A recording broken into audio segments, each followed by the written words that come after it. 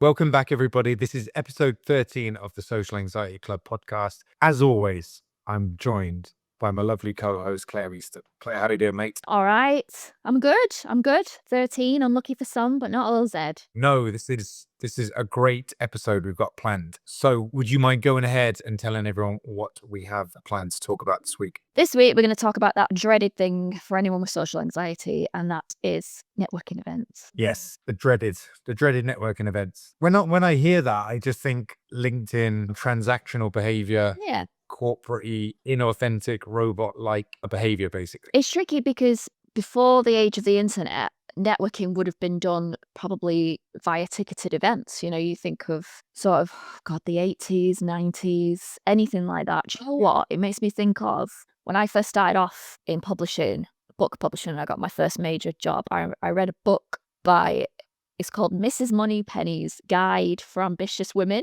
I remember you telling me this. It sounds like something completely made up from the 50s, but it's real, right? Like, the irony was I think she's worked for the Financial Times, but she actually based on her own experiences from like the 90s and how little had changed. Oh. And I took that as gospel. She had crazy shit where she said you would turn up to really exclusive parties, slurry openings or anything. What you do is you turn up without a coat and with a cigarette, so it looks like you've just gone out for a cigarette to like the bouncer and then walk back in with everybody else. I was like, I can't do that. But that was the bar for me, or arrive at these events and pretend you get to a table and there's no place laid. Oh, that's weird. Oh, because I definitely RSVP'd and said it's very easy for them to just lay another table place. I'm like, no, it's not. That was what a networking event might have been then. Whereas now, the ultimate aim of a networking event surely is to ascertain and share relevant information and connection. Or make good connections, right? I guess that's really the ultimate aim of it. But when you've got social anxiety, that's not really what's going on in your head, is it? It's more like a catastrophizing, damage limitation, often ending up just sort of standing in a corner, watching other people talk and then just wanting to leave. And I always feel like people with social anxiety, it's almost like those kids at the school dance or whatever, the ones that were just able to go out into the middle, venture out into the middle of the piranha-infested waters and go and do their thing. Whereas people like us as children with social anxiety would just be clinging to the side because it just looked very unnatural to just go out and spontaneously introduce yourself to people that you don't like. Yeah, what I try and do now, or what I would have said to previous me, is you've got a wrong filter on this. You've got a skewed filter on this entire scenario. You know, you think of rose-tinted glasses or whatever people use as an analogy. Well, with social anxiety, it's shit-tinted glasses is what I say. Think of it this way. So if your intention, the intention of any networking event should be, we're going to go into this with an open mind, and the intention is to see if there's anything there for you. That's it. It's not about a performance. It's not about perfection. Let's say something really simple. It's a networking event about apples, right? And your favorite apple is Golden Delicious. That's mine. So that's you. That's who you are. So we go into this networking event and we look for people who also like Golden Delicious. How do they cook with it? How do they consume it? What can we learn from each other? And if you bump against people who prefer Granny Smith or I can't think of it, Pink Ladies, that doesn't mean you failed. It just means, okay, well, that wasn't. And if you go and there's no one there who likes Golden Delicious, that's still not a failure. The key is to go in, find your people, find the information that you need. When I say represent yourself to your best ability, I mean authentically. Does that make sense? Do we think? Yeah, I mean, it's not really about you.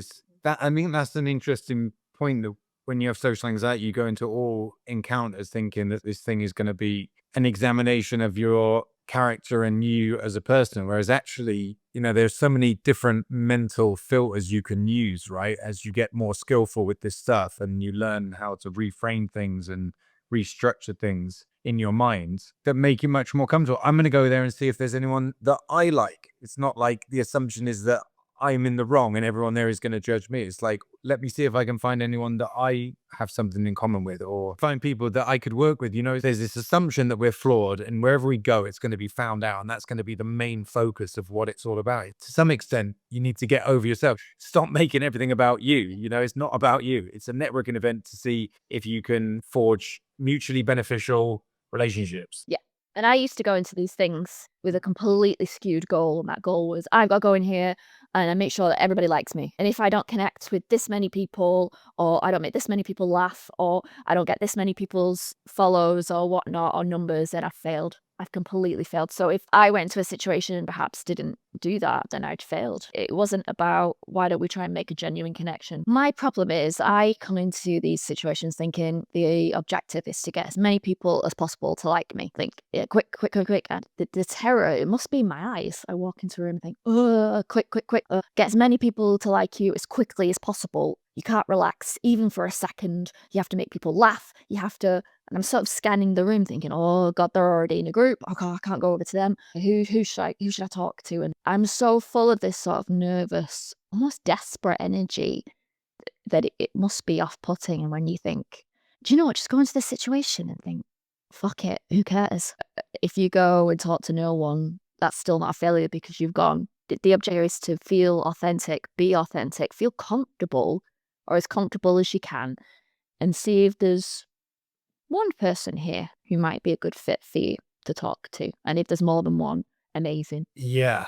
And we were talking about this off camera, right? The golden rule that I've discovered over years of networking is that there is almost always one person or one thing or one connection that will really make it worthwhile. And I've seen this borne out again and again when I've gone to conferences in the US or networking events where I am now or wherever it is. There will be a lot of people in the room that you don't vibe with, but more often than not, there'll be one absolute diamond in the rough that will make it all worth your while. And it's very easy to say to yourself, it doesn't matter, I won't go. There's not going to be anyone there that I'll like. It doesn't matter. I know what's going to happen. But when you do say yes, and this is another sort of general rules, if you just say yes to stuff, there will be one thing that makes it worth your while. That's the truth that I've seen borne out again and again. Yeah. No, absolutely. And I think networking events these days, because I'm going to sort of address this to perhaps people in their 20s who are early on midway through their careers where they're not quite as established as they would want to be. And networking means getting in front of people who could have an impact on their life. So it is, I am aware that it's easy for me to say, oh, just get in there and don't give a shit. Just be yourself, which if you would have told me that in my 20s, I would have shot you a look like this. But what I mean by that ultimately is you want to be the authentic version of yourself because it's going to make things a lot harder down the road if you do what I did and pretend to be someone that you're not. And then you've got to keep up that performance that isn't real. And that's a lot of work. And this person you want to get in front of, fine. If they don't vibe with you or if it isn't if it's not a good conversation, that doesn't mean there's anything wrong with you. It doesn't mean that you failed. And this person are not they're not the be all and end all. You can tell I'm talking to previous Claire here. You're like saying, I'll make up a name. Thomas Rooster, Claire, is not the be all and end all. If he doesn't like you, there are other ways in that will become available and apparent to you as you get down the road. There's not one way in. So that's one way of taking pressure out of the situation, I think. Yeah, that's a good point because a lot of people do feel that there's a lot of riding on stuff and they have to impress and all this stuff. So I'm going to play devil's advocate if you don't mind, because I'm just thinking about what we're talking about. And I'm putting myself in the perspective of somebody listening and thinking, right, well, yeah, okay. How do I then just turn up to a networking event, be myself, be more relaxed, don't be too desperate, when, maybe what's going through their heads, which is what was always going through my head, was what if I lose control? Like, what if I have to go and introduce myself as it goes around the table and I have some sort of visible breakdown slash meltdown slash panic attack type situation? Because my mind was always just damage limitation, like always looking at the worst possible scenario. I wasn't there to network. I was like, what if you just completely freak out and go so red that everyone could see you've got some sort of mental health condition? And this would be like drinks and nibbles at the deputy ambassador's house or at the ambassador's residence when I was working for the foreign office in China. I was like, everyone else is so Oxbridge and so polished there. And I'm like, what if I do something ridiculous, like, pass out from a panic attack or just do something that really draws attention, more basically do something that really shows people I struggle with some sort of mental issues, you know? So yeah, that would be my question. So there's a few things there. I'm going to try and break that down. So if you're going into a networking event, because I'm trying to phrase this as like a big one, a small one, it doesn't matter. If you know you struggle with social anxiety, that ain't going to go away overnight. We can't just will that to go away. That's part of the party. That's part of who you are. So we need to prepare. You know, you need to embrace it. I try and think of it in terms of if you have physical disability and you're in a wheelchair, we need to prepare for that. You need to let people know that you'll need additional support. Okay. So that's one. Take that out.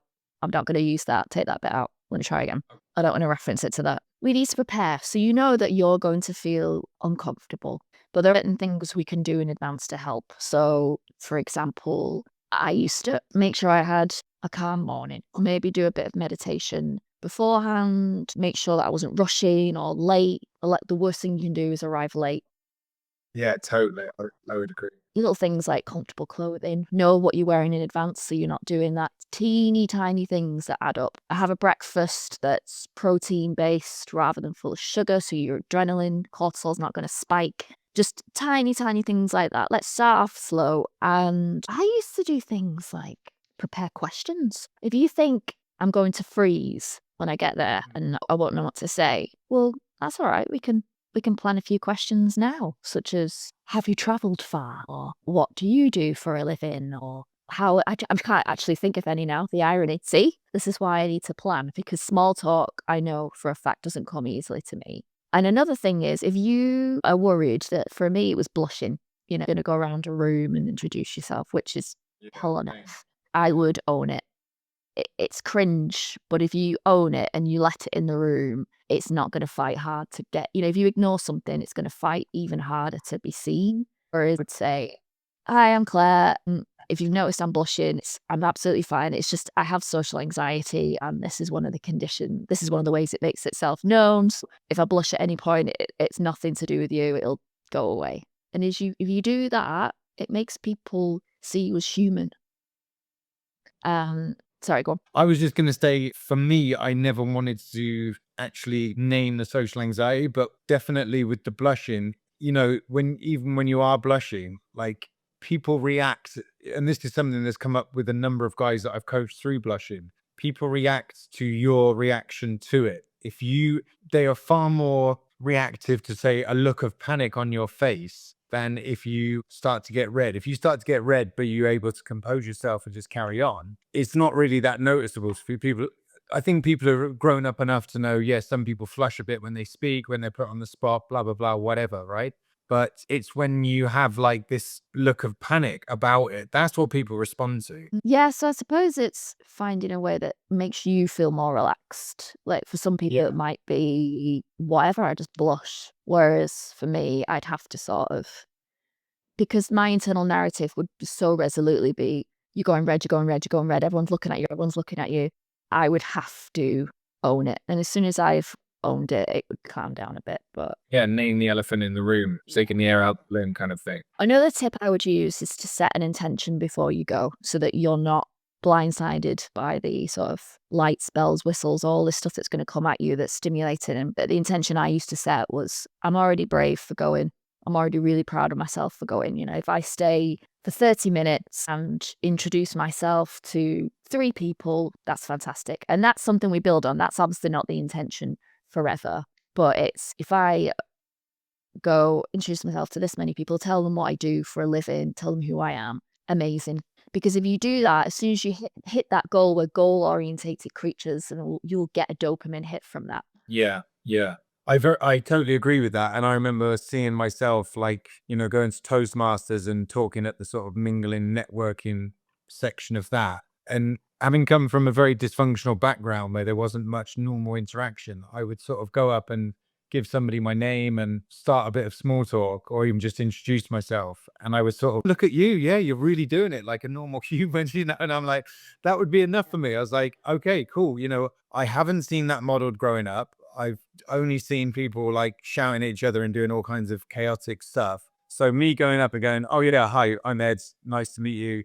You know, this is my first time I've come, you know, whatever the scenario was, to just be able to do that to like even one person, to be proactive, because that can even be massive when you first are doing this stuff with social anxiety. The idea of going up to someone and giving them your name unprompted, that seems so strange to someone with social anxiety, doesn't it? Because you might be okay if they come and talk to you, but for me, seemed very, very odd to just go up and take the initiative and do that. Another tip would be for me would be to almost like brainwash yourself, like flip the script in your head, because I would travel to these events thinking, oh my God, I would picture my arrival and having all these people in groups who are super comfortable, and I'm the one who walks in thinking, oh, I can't do this. I'm the weirdo. I'm the loser. So I would flip it.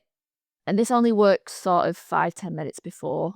I would flip it and walk in and think, I'm going to go in this room and rescue everyone. Everyone here is going to be really uncomfortable and nervous, and I'm going to go in and make at least one person feel more comfortable. The plan is go in, get my drink, get my ticket or whatnot, and think, who can I go and help? Who can I go and connect with who feels a bit uncomfortable? Flip it, because we presume that we're the only ones who are feeling this way, and it's not true. It's human nature to feel nervous in situations that are foreign to us. Yeah.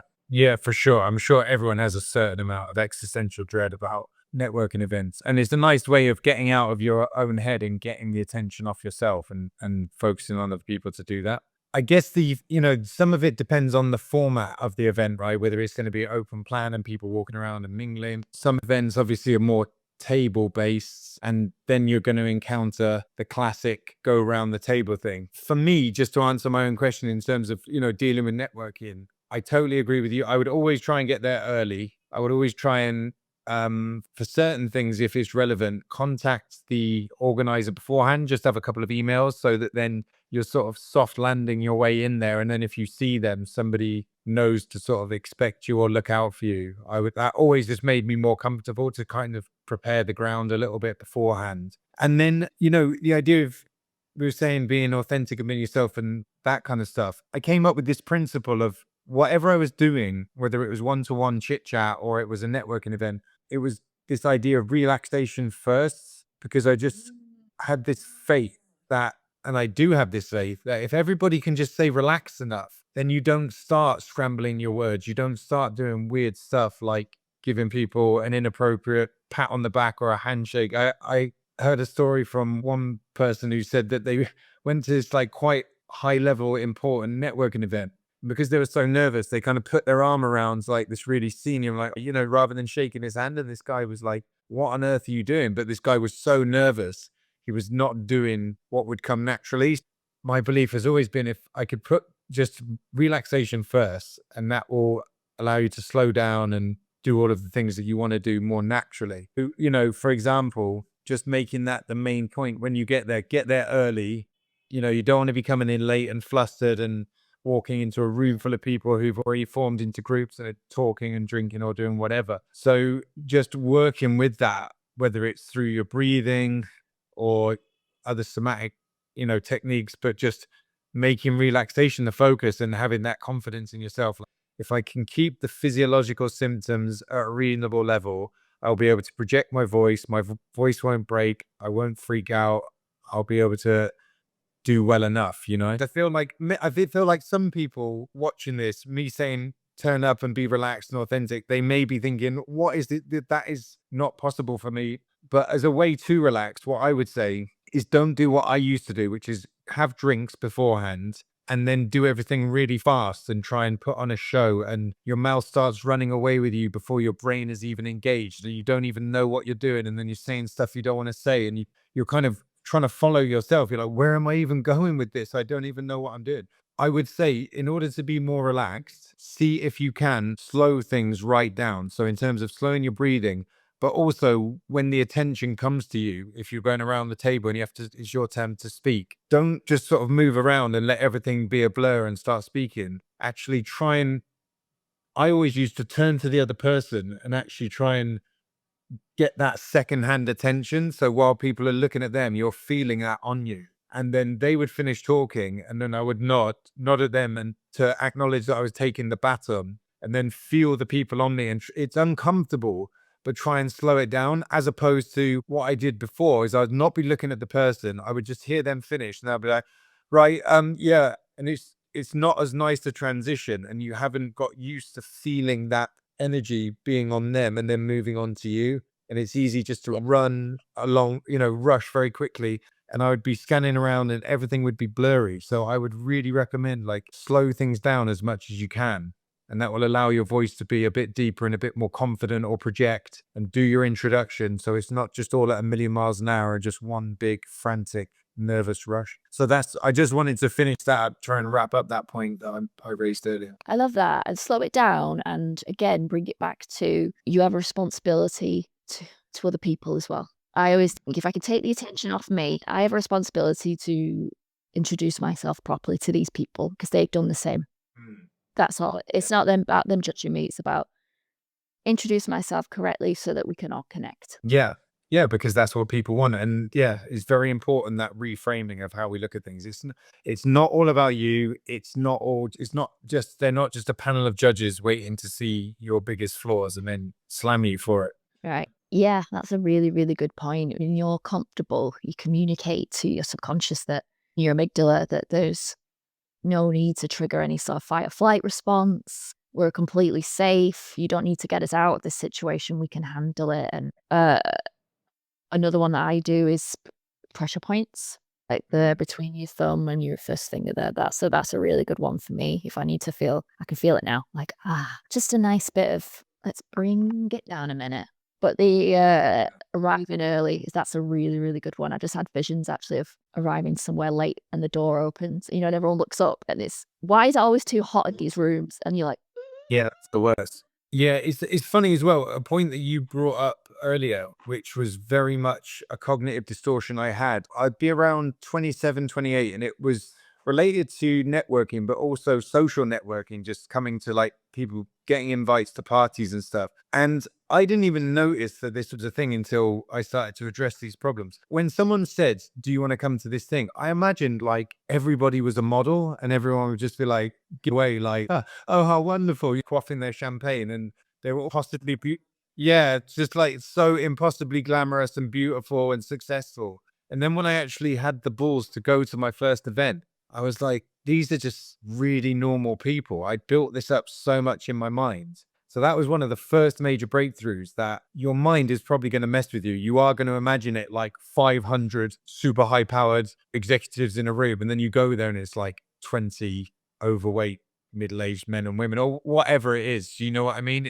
It's very rarely going to be as bad as you imagine. Just like your holidays are very rarely as good as you imagine, because your imagination tends to get carried away. that really makes me think of, so one of my insecurities is I'm never the loudest person in the room. I never have been. When I've done those networking events, or the ones that are around a table, I'm very conscious that people who are sort of more boppity bop bop bop and they're very animated, they talk loud and they almost talk over each other, which is something I hate it when it happens to me. So I don't do it. Or you can see it, you can actually feel the tension. When you're talking and the other person is waiting for their opportunity, they're almost waiting to snatch their turn to talk, where I don't respond well to that energy. I wait. But for a long time, I really used to think that made me a failure because I didn't know how to do that. It has come with age and experience. Do I realize that just because people are talking loudly at each other doesn't mean they're connecting?